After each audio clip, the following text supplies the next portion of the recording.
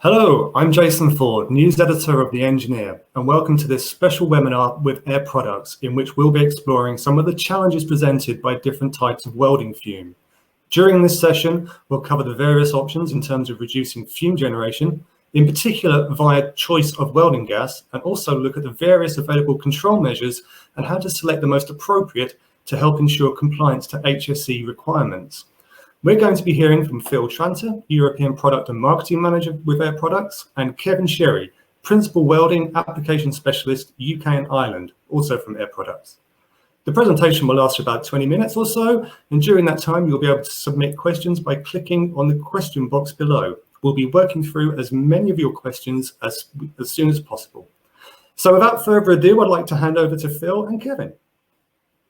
So, Jason, thank you very much for that introduction. And what we want to cover today is how we can actually look at fume, how we can actually reduce the amount of fume that's produced at source. It's really, really important. We talk so much about extracting fume, which is really important as well. But one of the things that I want to cover today, and Kev will cover as well, which is the reduction of the fume at source. We want to also reduce the amount of exposure time that people actually experience when welding as well. Welding is really important to us at Air Products. It's part of what our business is as much as it is for yourselves. So we never want to necessarily to take you away from welding. We just want to make welding as safe as possible. And what we also want to do as well is actually reduce the amount of spatter.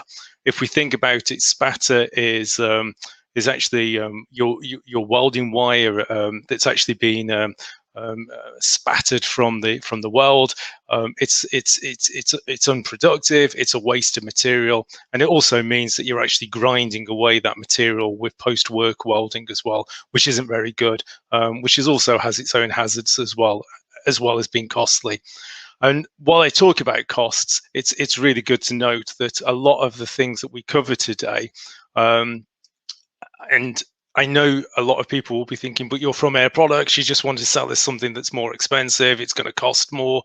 And we have to be pragmatic, and we're in the real world now, and there's cost restraints on everybody. So what we're not necessarily trying to do is ram home these more expensive options. It's about actually working with you to reduce the amount of fume, as I said, and actually come up with something that actually ends up being more productive and better from a productivity point of view. But what we're covering today, what ends up being better from an environmental and a personal health perspective.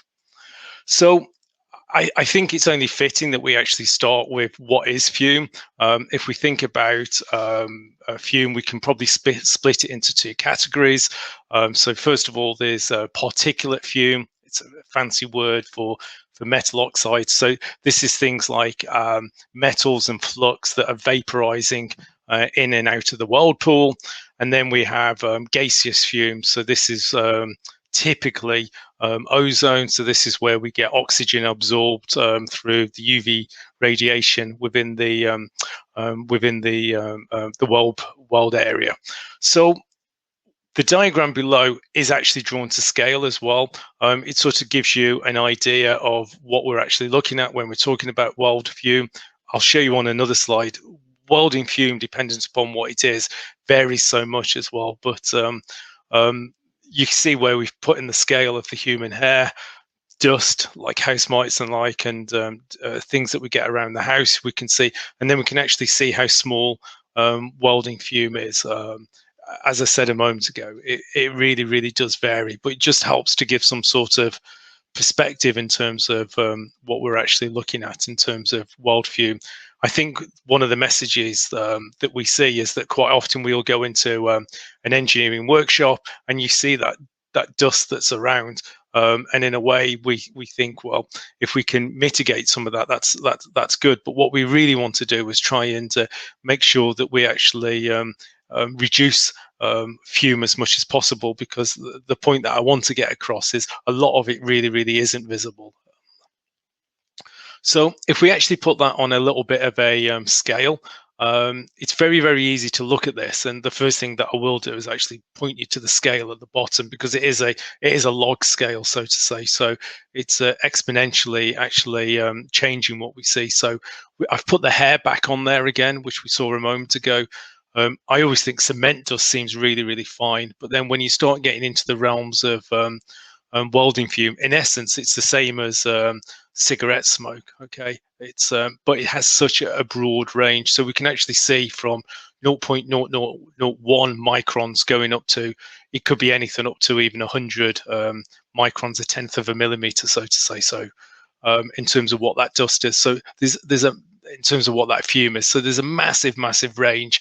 And then I also draw you on this slide to where it actually says what we would call fume and respiratory stuff and the like. So some of this we're actually breathing in without necessarily realizing that we're breathing in. It's really, really is fine particles that we're talking about. So I think a lot of you may be diving into this because there's been a lot of talk in recent years subsequent to the messages that the HSE put out.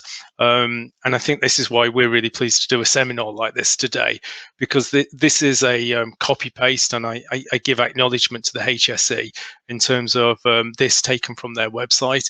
And it actually says by law that you must, it's an important word, the word must, but you must actually protect your workers by controlling the health. So what's also pertinent in this as well is that the use of the word workers, they're not actually saying welders, they're actually being really, really generic as well. So one of the things that quite often we see is that people will want to actually take steps to protect welders, which is absolutely great. But what about the protection of the person walking on the mezzanine past the welding area from one office to another as well? They can likewise be affected as well. So there's steps that must be taken to actually protect the entire workforce as well.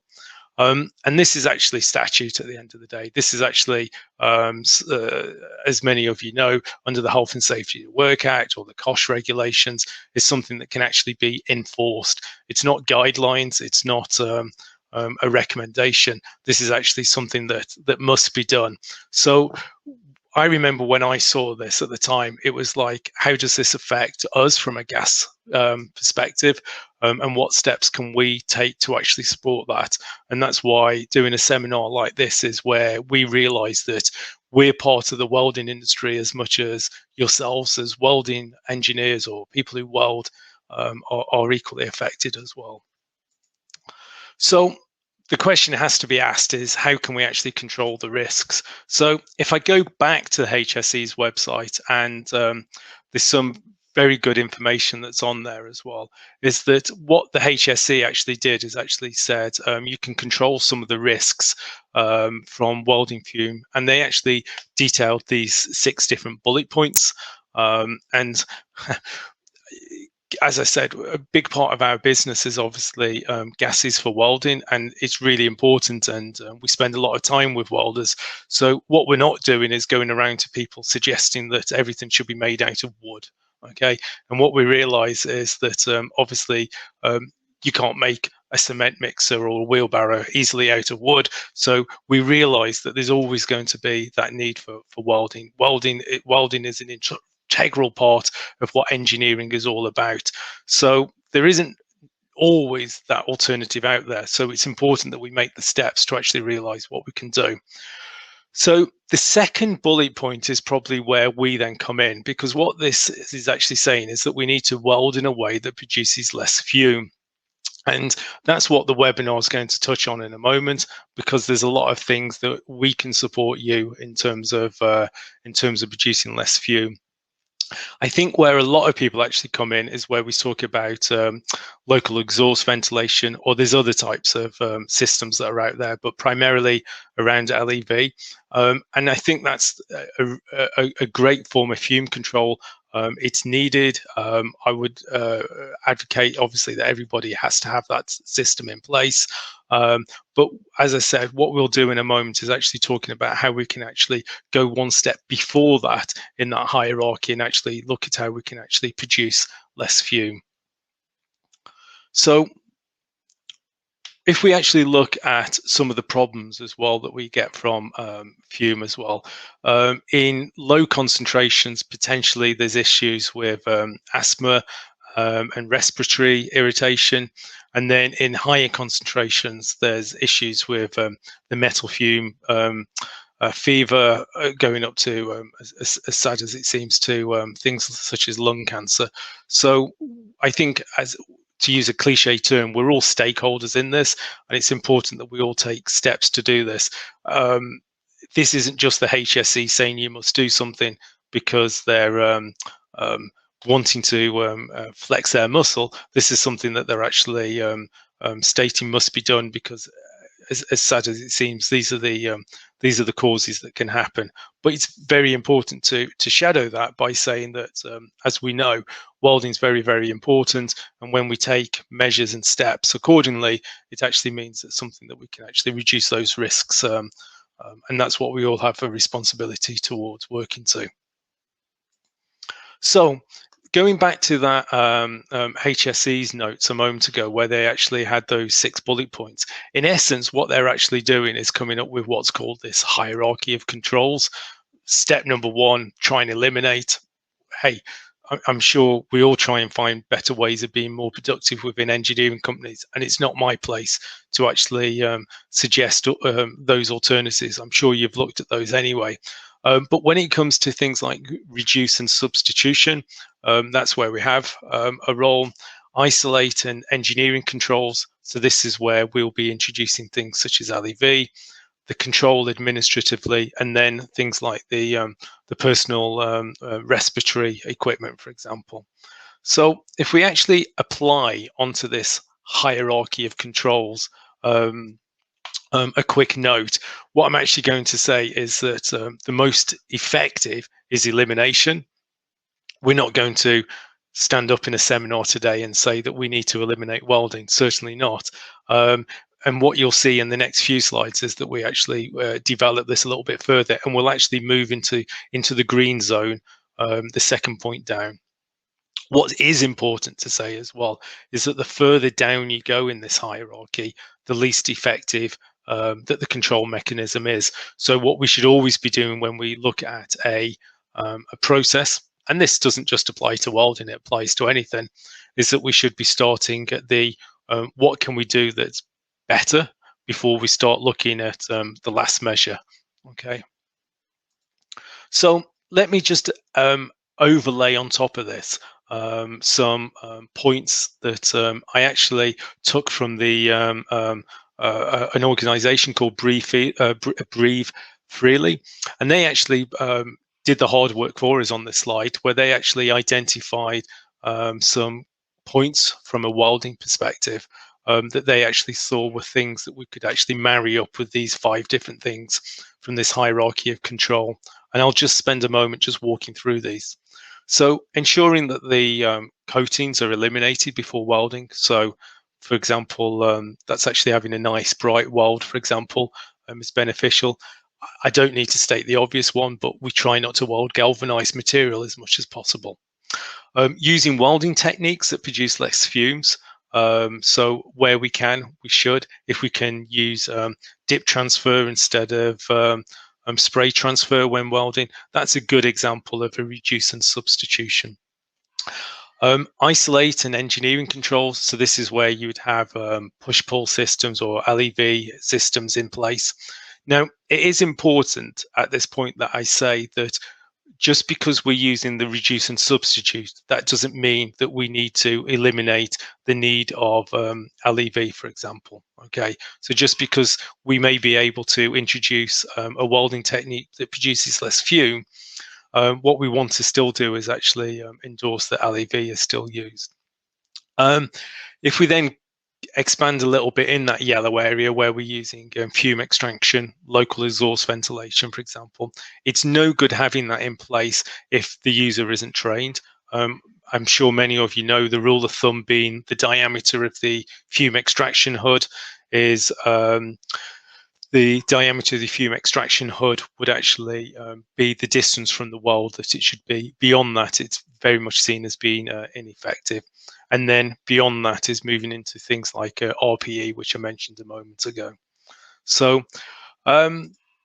if we actually then look at this, so a lot of people I know who would be on this call today, and I mean this with all due respect, would actually see that the best way of controlling fume would actually be through the use of LEV.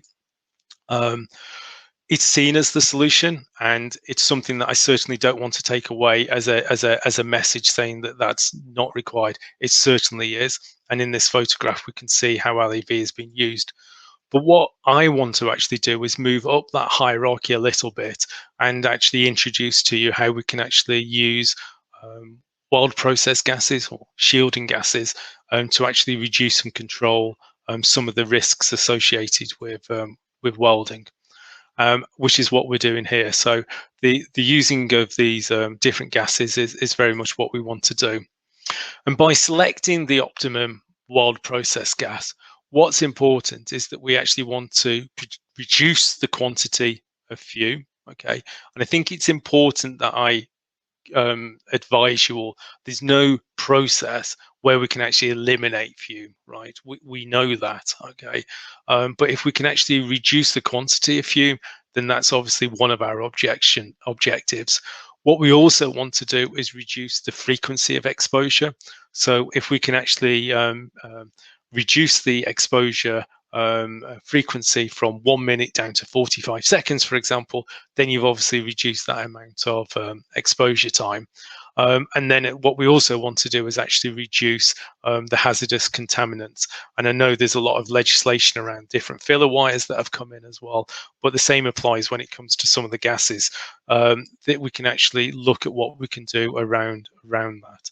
So I think as a background, more than anything, what we've done in these preceding slides is just to sort of introduce to you the fact that LEV is really important, or any type of fume extraction, on-torch fume extraction, push-pull systems, for example, is really important. But what we can actually do is do more, and that's actually by having this reduce and substitution of gases, so that we actually help to improve the workplace environment.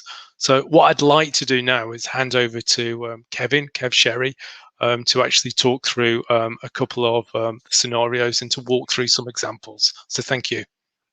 Just to go back then to where we started, what is fume? And we're going to look at two different types of fume. Particulate fume, obviously, which produces metal oxide, and then we have gaseous fume as well, which would be kind of ozone, if you like. So what we done as a company is we done a project with the Welding Institute, looking at different shielding gases, and to actually see the influence that the shielding gas would have on kind of particular fume or gaseous fume, and see if we could reduce the level that was produced. So if we look at particulate fume or kind of metal oxide, this is normally formed mainly by the vaporization of metals and fluxes, okay, and that's normally in the kind of open arc process. So we're obviously going to look at kind of mig-mag process here, where we're actually transferring the consumable via the arc, if you like, and that's where we see that this kind of metal oxide is mostly produced. So we've done some tests, as I say, in conjunction with the TWI. So one of the tests that we've done was 10mm carbon steel, mag welding in the spray transfer mode. Obviously, we want to weld in the spray transfer mode because we know that we see, the particular fume levels are particularly high within that kind of mode of transfer. Now, in normal industry, we would see that, most people are in the spray mode transfer, and probably that's where we see these higher levels of metal oxides being produced. So the way that we done it is we decided to use obviously different shielding gases. What I'm going to show you today is this kind of snapshot, if you like. So if we look at the two shielding gases that we've used here, I would say that they are pretty standard, industry standard type shielding gases with the mag process, if you like. So one's 98% argon, 5% CO2, 2% oxygen, quite a standard gas mixture. And then the other was 15% CO2, 98% argon and 2% oxygen. Now, what we can see, if you look at the graph, is obviously we see that as we increase the amount of CO2 that's contained within the shielding gas, we definitely see that the fume emission rate starts to rise. All right. Now, there could be a number of reasons for that, but probably one of them is the more CO2 we add to a gas mixture, then the more penetration we see within the material. So I would assume, you know, the weld's hotter, you know, the dilution rates are higher, the penetration's higher. So we do start to see fume rates becoming, you know, higher, if you like. Now, it will depend on the customer's application, you know, weld procedures and all that kind of stuff as well. But there, obviously, you know, depending on what we're doing, you know, we'll go to customer sites and we can see that they'll be using the incorrect shielding gas for the materials being welded and so on. So we can influence these kind of emission rates based on shielding gas. Now, if we move on to the next slide, we introduce another gas, another product that's actually unique to our products, and that's our Ferromax 7. So it's a gas mixture that contains 7% CO2, 2.5% oxygen and 90.5% argon. Now, what we've seen was obviously that gas actually gave us a lower emission rate over, you know, looking at the kind of spectrum between 15 and 5. So if you look at this slide, it's basically saying that, yep, that's the minimum fuel level that fume emission rate, sorry, that we've seen with a shielding gas. Now, the CO2 level was actually increased from 5, but what we do is we do increase our O2 level by 0.5%. So it just shows you that, you know, if you kind of change your gas mixture up, you know, you change things like oxygen, you know, even increasing the CO2, for instance, here, we still seen that we managed to get this minimum fume emission rate. So that's quite interesting, I think, from a gases point of view, and when you're selecting your shielding gas, you know, it can have an influence. So the other kind of gaseous fume that we see is ozone, all right, and it's formed when oxygen absorbs UV radiation from the arc, if you like. So, you know, and it can be quite, well, it is quite harmful to health, ozone, okay? Normally welding, you produce ozone with probably all the processes. So you will produce it with, you know, MIG and MAG. You will produce it with MMA as well, but it's small amounts. Where we see it in its higher levels are normally in the TIG process. And normally even the higher levels again are when we're welding materials like stainless and aluminium. Okay, so we start to see the ozone rates really do jump through the roof at that point. So we really need to consider what shielding gases that we could use. So if we look at ozone as a kind of an element, if you like, it's found in its highest concentrations in the immediate area within the welding arc, okay? Lower concentrations further from the arc, but we do know that, you know, welders tend to be lower down towards the arc so they can see what's going on when they're welding and stuff like that. So they are getting, you know, quite a lot of ozone exposure there. Ozone is only produced during the arcing process as well, okay? So it decomposes rapidly when the arc is extinguished. So we know that when we stop welding, ozone has stopped being produced. Also, you know, as I said earlier, all welding processes generate a small amount of ozone, okay? But we do see it in higher concentrations, and we see that occurring when we're welding aluminium and stainless steels for sure, and normally even higher with stainless. So what we've done as part of the project, as I say, we've done with TWI, is we looked at, you know, welding an austenitic stainless steel 2 millimeter thick, and welding with the TIG process, all right? So what we've done there was the two gases that we're going to kind of snapshot here just now and do the comparison is, you know, probably most welding workshops that we would visit or we would see would be using what we call pure argon. Our product is called Argon Technical, all right? So, or 100% argon, whatever you want to call it. So most people use pure argon just basically because that's industry standard, you know, that's what they've understood, that's what they know, and, you know, it's a historical thing normally as well. But what we find is if welding stainless steels, or austenitic stainless steel, should I say, if we start to add hydrogen to the mixture, we start to see that the ozone concentration is really reduced, all right? So a kind of industry standard mix, if you like, would be around about the 1.5% hydrogen. And what we see with that type of mixture is that concentration of hydrogen, we see that we can halve the ozone concentration, all right? And remember, this ozone is really detrimental to a human's health. So if we can halve it, then geez, we're doing well. But what we can see as well, if we take it a step further, you know, and we look at one of the products that Air Products actually produces within our max gases range, is the Minimax TIG gas, all right? So we use this for shielding for austenitic stainless steels as well. It's 2% hydrogen. As you can see, we've almost pretty much eradicated the ozone. Now, I don't think we'll ever get ozone completely gone, but to say that we've came from, you know, a parts per million level of 13, if you like, down to 1.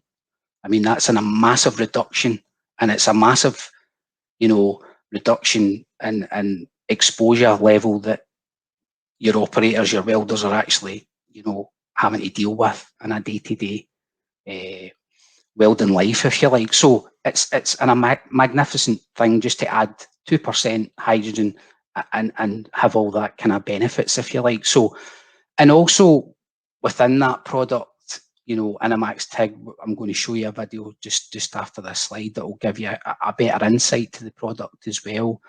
You know, I've said there it's obviously going to further reduce that exposure, but also the product has many different benefits as well, all right? And one of them being that it helps us increase our weld speed.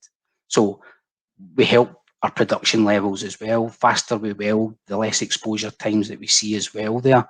And the product does a lot of different things as well within the weld, reducing ozone and stuff like that as well. So what I'm going to do is I'm going to put it onto a video that's going to show the product, and then after that we'll move back to Phil. All right.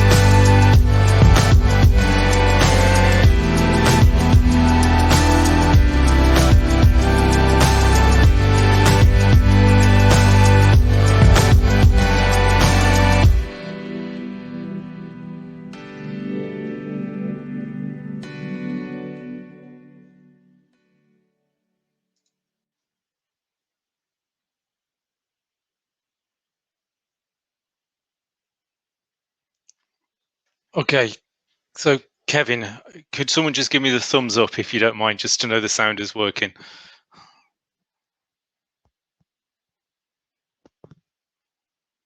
Fantastic. Thank you very much, Jason. I think after 18 months of everyone's catchphrase of being, we can't hear you, I think you would have thought we'd had more success today, so sorry about that, but thanks for that thumbs up. So hey Kevin, thank you very much for that. And it's I think it's good to have a seminar like this where you've actually prepared a couple of case studies that give us real examples of different things that we can do. Obviously there's many different processes out there, and I can only imagine that after this there'll be many different questions about people asking different ways that there is. So as we say, there's different weld processes and there's many different applications. We've only covered 2 today, but we're available to answer questions on any others that are out there. Now, Kevin actually mentioned Inamax TIG and Ferromax 7, and it's probably just important that I just give some sort of validity about them gases. You briefly touched on the TWI when you mentioned them, Kevin. Thank you. And the story that happened was we actually went, we at Air Products, to TWI because we had the scenario where we were recommending one gas, 5% CO2 and argon, 2% oxygen, for example, being a really popular mix for mag welding carbon steel.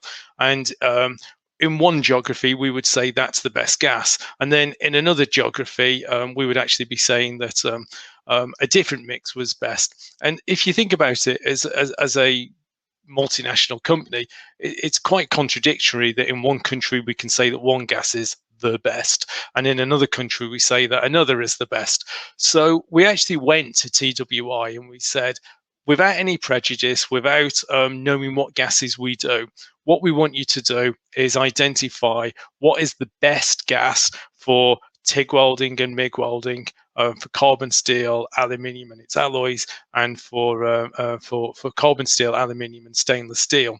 And the work that they actually were briefed to do was basically develop and recommend the best gas for those different processes. So what's really good is that Kevin actually highlighted Inamax TIG, which in essence is the findings that came out for that work when it comes to stainless steel welding of austenitic stainless steel material, or the Ferromax 7 when you're welding up to 10 millimeters with the mag process of carbon steel. So this is very much what we do, and it's important that we actually get that message across, because within Air Product we can actually make anything. If the truth be known, we can make any gas in any mixture, in any concentration. But I know this may sound strange, and take it for how it's meant. We actually don't want to. What we want to do more than anything is just actually supply the best gases, and the best gases giving the best weldability, the best results, the best productivity, and what this seminar is about as well, the best workplace environments as well. The work that we did with the TWI generated 7 different gases for us, and what we know is that those gases meet the needs for about 97% of applications, so most of the common applications. There is some situations where there may be a certain material where there isn't a max gas, but at least we can take the reassurance of knowing that for the majority, literally up there in the high 90s of situations and applications and materials, there's a gas that suits your requirement from our max gases range. So what I've done is just actually summarize this very quickly on a table for you here. And I see that a lot of people have been asking, will they actually get the slides and the information afterwards? It absolutely is available. So a table such as this will be available, and you'll be able to take this. But very, very quickly, what you can actually see is that for the carbon steel welding, we have our Ferromax range, ferro as in carbon steel, Inno being the stainless steel range, and the Alumax gas for aluminium. And you can see that what we've done is we've split this for the MIG mag processes and for the TIG processes as well. There is some situations when we would still recommend argon. However, it's worth noting that the Alumax Plus, which is our gas, our all-round gas and most versatile gas for aluminium welding and aluminium and its alloys welding, can also be used in place of argon in some situations as well. So as you can see, all of these gases are here. And I know we've had some questions regarding weld procedures and ISO 14175 classifications. We can touch upon that in a moment as well. So all of those gases are there, and what we've actually done is quickly put on here what the ISO classifications are. I'll let Kev answer a little bit more about that later on in terms of switching from one gas to another, so that you can have the option to using the best gas. So I am in marketing, so I can only apologize, but we'll just quickly do the sales pitch. And hopefully that you've seen that this seminar hasn't been us trying to push products too much. But I think one of the questions that we have faced is that people ask us, so what cylinders and modes of supply are available with these gases? So only one slide is what we steal here, just to ask that we just present to you that it's available in our large packs. These are 18 cylinder packs at 300 bar. So that typically means there's about 40% more gas than a traditional pack. They're available in our high pressure 300 bar 47 litre cylinders. And then we've also got the Integra cylinder, which is unique to Air Products. It's designed and developed by ourselves with a built-in regulator, having that lower center of gravity and being substantially lighter. And in some of the products, it's available in 10 litre cylinders as well. And what we don't show a picture of here as well is, as I'm sure you're aware, we supply bulk gases. So those are those big white tanks that you quite often see outside factories. The max gases range can be mixed on site as well from bulk gases, giving you the ultimate in convenience for our very large users. So that's the selling bit over, right? Just that one slide, really. I wanted to ensure that we had a more technical content than anything else. So what have we covered today? So Kev, thank you very much. You covered the particulate fume, where we looked at the metal oxide, where we get that example that you covered of Ferromax 7, and the benefits that we see in the reduction of particulates, and around gaseous fume, where you showed the Innomax TIG as well. So one of the messages that we need to get across more than anything is obviously moving up that hierarchy, selecting the optimum weld process gas. So that's where we use that phrase at the very beginning, using welding techniques that reduce fume exposure are really, really important. But I did caveat that was by saying that fume extraction was still a requirement. We're certainly not by moving up that hierarchy, we're certainly not saying that we should be eliminating LEV. What we're saying is that the use of selecting the optimum weld gas can actually help us to actually reduce the fume even more, which is actually better than taking fume away. So the example that Kev gave was where he looked at that 10 mil carbon steel with Ferromax 7, which was brilliant. And then we also looked at, and we saw that video with the Innomax TIG. What I liked about that video, Kev, thank you, was that you also we cover in the fact that not just are we reducing that exposure to ozone, is that we're actually improving productivity at the same time. So, which I think is really, really important. It's one of the things that we hear from so many people in engineering and welding workshops, is that they just want to know what they can actually do to actually help improve productivity and quality at the same time. So in most situations, just in quick summary and recap, what we know is actually having the optimum setup and a max gas deliver the best results.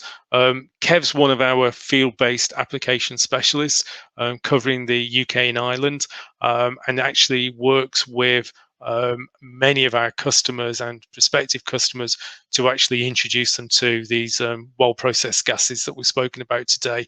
And in essence, without any obligation, can actually come along, put it on the back of your welding machine and actually try it out, because we're always going to say the right thing to you, aren't we? So this actually gives you the opportunity to try it and see it and feel the gas for yourself.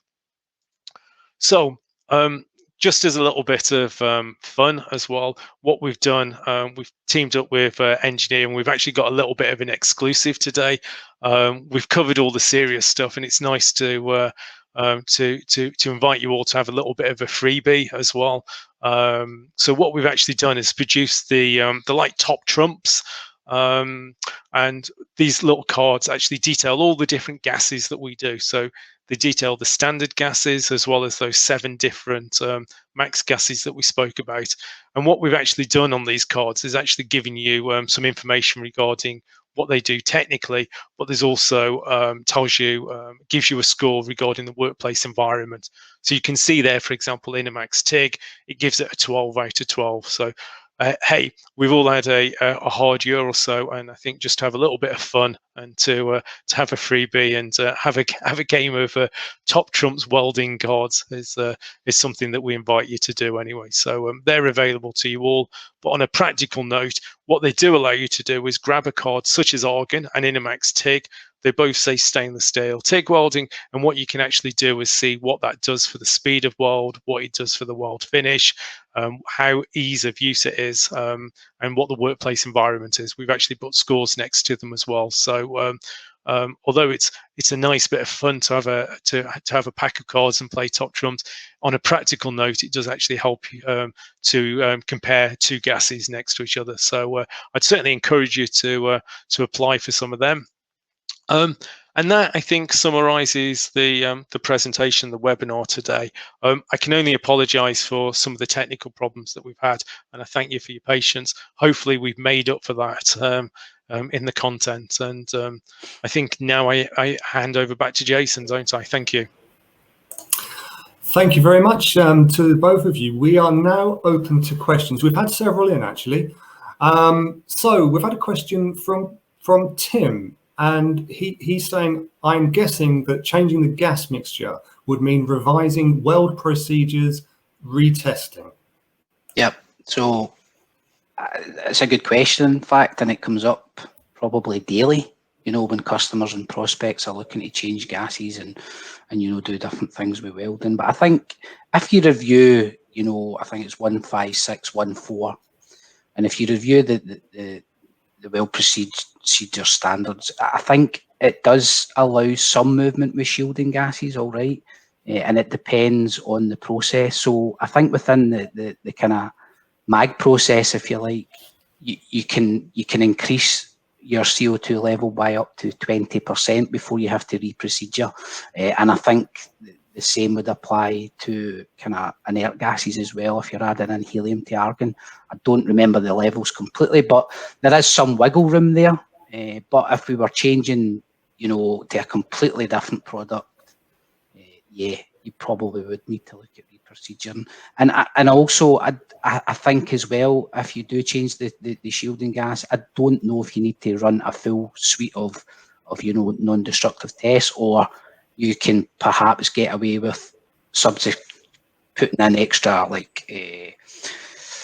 impact tests or something like that. But what I would say is, I would just say you would need to review, the standards that are there. But we do see that people can do a bit of wiggling and change out certain gases if that's doable, And Kevin, it's worth me adding on to that as well, that some of the work that Air Products has done over recent years as well, because it's not the first time we face this question, is that we've actually developed a suite of WPQRs and WPSs, welding procedures, qualifications that are actually available as well, that actually have our gases in there as standard. And I know there's normally a cost to those, but we're quite happy to actually license those for free to customers who are using our gases as well. Excellent. Okay. Yep. Dominic would like to know, why is dip better than spray for fume generation? Yeah. Well, if you want, I'll answer this one, Phil. I think it's possible. Well, it's down to heat input. Obviously the dip, it depends on the amps and volts we're using. So at the lower spectrum, we're obviously not penetrating into the material as much with dip. Whereas when we start to increase the amps and volts, we start to move from like globular into spray transfer, where we start to see our heat inputs are obviously higher. We're obviously, melting the material, the molten material more. We're adding more probably consumable over that kind of through the art process or the open art process. So we start to see that, obviously the higher we go, the more fume we generate, the lower we go, the less we do. So, but it would depend on the material you're welding, of course, and, consumable and all that kind of stuff as well. Okay.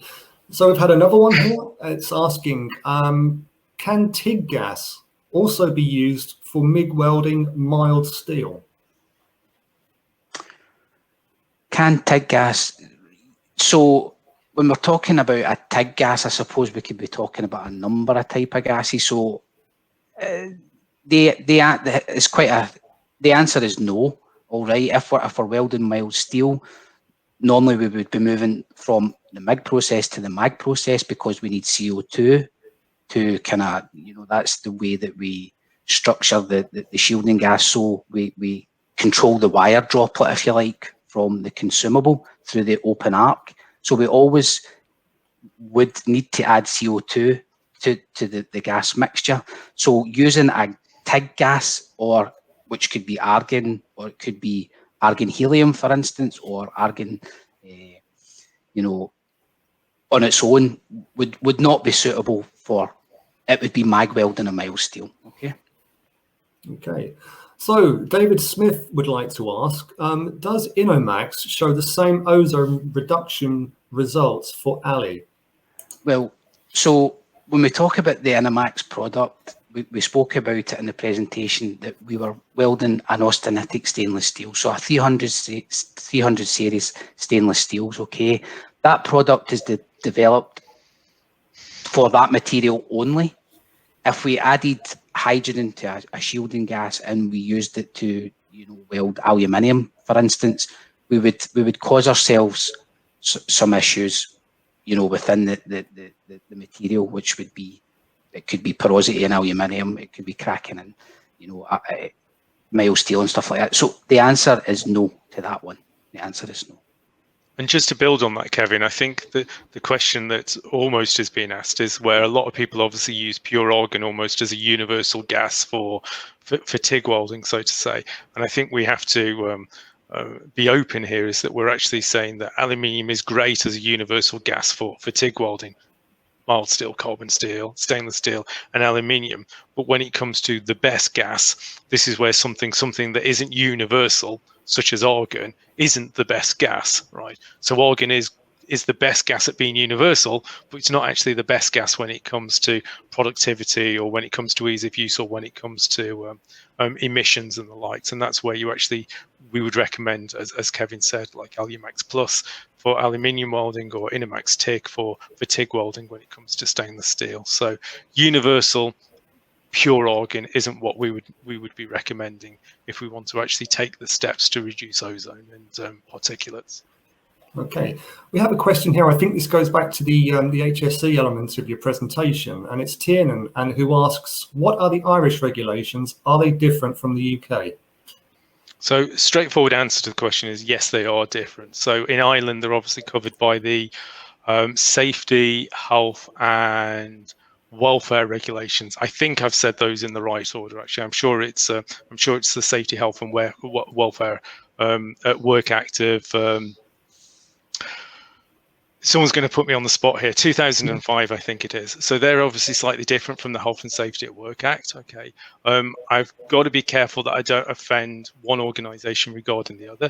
But I think what we can actually say is that the HSE have actually been slightly more detailed in terms of what they're saying, and then I've actually introduced the words such as must regarding what the regulations are and things like that, or what the law is, so to say. So I think.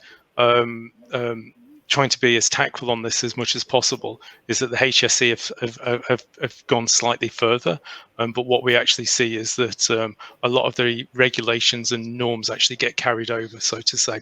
But I think what the message is more than anything as well was, even if these weren't governed by the different laws, is that the use of these gases is actually reducing ozone and particulates anyway. So I'm going to say, even if the HSE hadn't have introduced their rules, or even if the authorities in Ireland hadn't introduced their laws as well, is that we would still be actually sharing this message today, because hey, we covered the fact of reducing particulates, reducing ozone is ultimately beneficial to health. So we can actually ensure that the person asking the question actually gets some more information from our Irish team as well, and we can actually cover that in greater detail with them. Okay, so we have one here, and it asks, what do you mean by the push-pull system to minimise the welding fume risk? So I think that was my reference, wasn't it? So what I was trying to do was, when we were talking about the different types of fume extraction, for example, I wasn't trying to. I was trying to make sure that I was all encompassing when we spoke about the different types of fume extraction methods that there is. So it's so easy to get caught in jargon that we say exhaust ventilation, and I know I was saying local exhaust ventilation and LEV, but I was just trying to ensure that I was all encompassing, because there's the system out there which is the push pull system as well. So it's not push pull as in welding, but the push pull fume extraction system. So that's what I was giving reference to. So I would. The next time somebody wants to audit their workplace and look at what fume extraction systems that are in there, then I'd recommend them speak to the fume extraction companies about the different types of systems that are out there, and that being one of them. Okay, well, that's about all we've got time for today. I'd like to thank Phil and Kevin for their time, and thank all of our viewers for tuning in and for your patience at the start of this webinar. I hope you found it useful. But for now, that's it from us. We hope to see you all again soon. But in the meantime, take care and goodbye. Thank you. Thanks.